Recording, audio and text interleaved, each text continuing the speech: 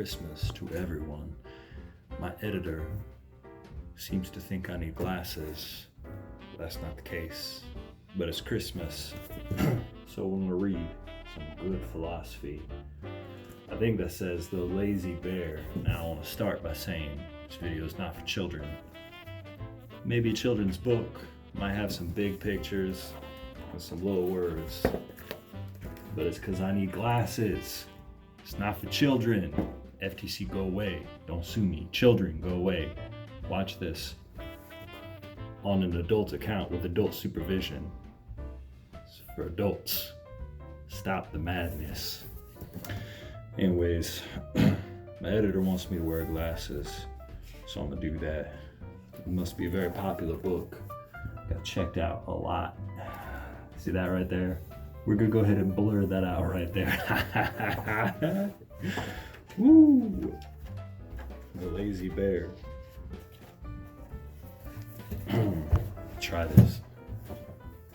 Once upon a time, there was a bear who was so kind and thoughtful that all his neighbors were his friends. Look at that. All of them are his friends. It's the best, man. It's Christmas. Happiness, getting along. The bear liked to go for long walks, and one day at the top of a hill he found a wagon. It had been left there by a woodcutter. You know why the woodcutter left it there? Because the bear was chasing him. I'd leave it there too. The bear had never seen a wagon before, and he walked all around it and sniffed it, and at last he sat in it. You notice how that looks like a boat? It's like I'm on a boat or something like that, man. I don't even know. Children's book. Why do they even call these children's books? Look at this. It's like drawn by somebody who's probably taken some kind of mind-altering substance invented by a psychologist or psychiatrist in some lab somewhere. I don't trust this stuff. I don't trust it. To his surprise, the wagon began to move. As it rolled downhill, the bear felt rather frightened. But by the time it reached the bottom, he was enjoying the ride. I don't know, man. What do you even say? What do you even say? Too many words. Kids can't read that. I can't even read that. He liked it so much that he pushed the wagon right back up the hill and rode down again. Time after time, he pushed the wagon up the hill and rode down at a great speed. This is fun, he thought, but I don't like having to push the wagon up the hill much. Look at that.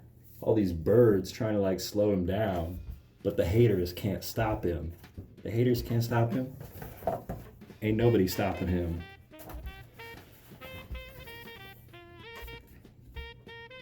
Don't look good. Lunch. How you gonna put that many words on a page, man? Come on. What's wrong with you? Every day he rode the wagon from morning till night, but the more he enjoyed the rides, the more he hated the hard work of pushing the wagon uphill. Yes, Sisyphus. Yeah, you got that right. Then he had an idea. He went to look for his friend, the raccoon. How you gonna trust your friend, the raccoon? What's going on with his life that he's doing this? What's going on with your life, man? He told him all about the wagon and the wonderful rides and invited the raccoon to come and see for himself. The raccoon was naturally curious, so he went along with the bear. Yeah, of course he did. It always starts out fun and games and all innocent until somebody doesn't come back alive. What are they looking at? What are they even looking at? You tell me, man. Seriously. And then Rudolph the Red-Nosed Reindeer shows up to save the day or something. On the way, they met the deer. Come with us, said the bear, and have a ride in my wagon. Yeah, that's like some Puff the Magic Dragon sort of reference right there, flying right over children's head. This ain't a children's book, man, I'm telling you. The deer was naturally curious, I bet he was. So he went along with the bear and the raccoon. They're all gonna die. Look at this. Now they got Billy Goat Gruff sitting there eating cans of aluminum and who knows what he's doing with his life. Get your life together, guy. On the way, they met the goat. Come with us, said the bear, and have a ride in my wagon. The goat was naturally curious, so he went along with the bear, the raccoon, and the deer. I don't like this. I don't like this at all. I'm just hoping at some point he's like, help me. Why won't you help me? Why won't you help me before it's too late? That's all I want. In a very short time, they were all riding down the hill at a wonderful speed. "This is lovely," said the raccoon. "This is marvelous," said the deer. "Great, just great," said the goat.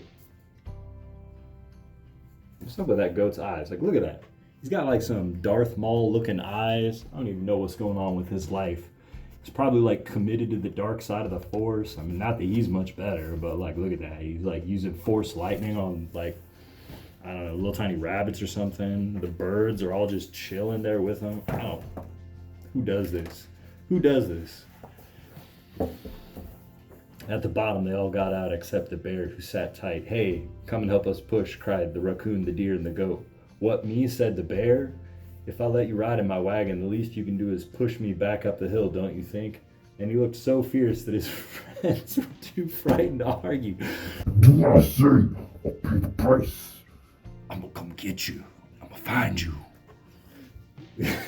Like, that's my friend. That's my friend. Not a children's book. Not at all. Why would you put that many words on the page? What are you trying to do? You trying to win the Nobel Prize for Literature or something? Get your life together, guy. So they all went on riding downhill, and the raccoon, the deer, and the goat went on pushing the bear back to the top. "What shall we do?" they whispered to each other. "This is very tiring." "I bet it is. I bet it is. But if we give up, the bear will get us. He's not his usual kind self at all. When was he ever a nice guy? Seriously." Then, when they were pushing the bear uphill for the for the 100th time, the goat had an idea. "Listen," he whispered urgently. "I know what we'll do." The others bent their heads toward him and listened to his plan. Look at this. He's just being selfish, taking rides by himself, making his friends do all the work for him. Who does that? You want this as your role model? This is your hero? Really? Really? The bear was busy enjoying the scenery and noticed nothing. Yeah, I bet he didn't.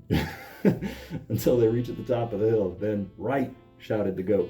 "Over the top with him." And the wagon with the bear in it went hurtling down the other side of the hill. This is like a bad video game plot. I don't know. Where you just walking around destroying your enemy, shall we say, for no apparent reason. Faster and faster sped the wagon until it crashed at the bottom. The bear was flung out head over heels and landed right side up in a shallow pond. It's just like the animation in a movie or something where you see the car roll over the hill and it just slows down, and then it just like that. Boom, boom. Look at that. He's got that surprise Pikachu face. That's some copyright infringement right there. Pikachu, you're about to get sued by whoever made this book. But worst of all, when he looked around, he saw all the other animals of the forest standing on the bank and laughing at him. "It serves you right," they said. "It was very unkind of you to bully your friends like that." But they helped him out of the pond and set the wagon upright for him. Why would you help him? Why would you help that dictator? Like, they all got some light core version of the surprise Pikachu look on their face. You know, their friend has proven that he is a jerk 100 times before, and they're going to help him again. "Now you must push the raccoon, the deer, and the goat uphill," they said. "Then you will know how they felt having to push a great heavy animal like you."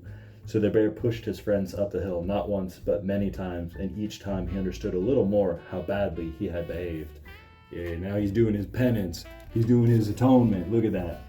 He's sitting there sweating. He's suffering like Sisyphus, trying to get his life together. And then I don't know what's going on over here. This is like some trippy psychedelic dreamland. Who even knows, man? Who even knows?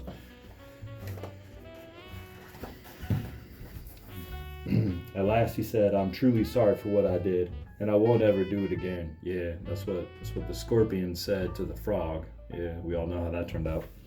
At that, the raccoon, the deer, and the goat invited the bear to climb into the wagon, and they all rode downhill at a glorious pace. And at the bottom, they all got out and pushed the wagon back again together. We know how long that one lasted. That one lasted until the bear got hungry, ate all of his friends for dinner. The end. There is no happy ending. Merry Christmas.